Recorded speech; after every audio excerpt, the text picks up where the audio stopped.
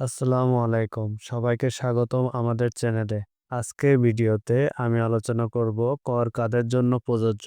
কিন্তু এই প্রক্রিয়া সম্পর্কে যারা জানেন না, আজকে তাদের জন্যই এই আলোচনা। তাহলে চলুন শুরু করা যাক।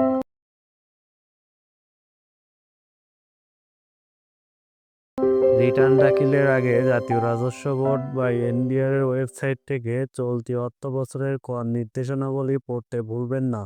এনবিআর এর নিয়ম অনুযায়ী কোনো ব্যক্তির বার্ষিক আয় ৩,৫০,০০০ টাকার বেশি হলে তাকে আয়কর দিতে হবে।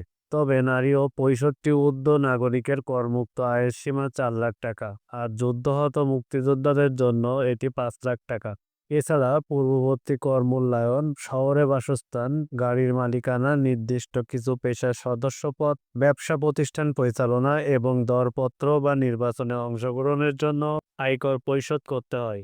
এটি নিবন্ধিত কোম্পানি ও এনজিওর ক্ষেত্রেও প্রযোজ্য। আর মনে রাখবেন, করদাতা শনাক্তকরণ নাম্বার টিন থাকলে আপনার করযোগ্য আয় থাকুক বা না থাকুক, আপনাকে আয়কর রিটার্ন দাখিল করতেই হবে।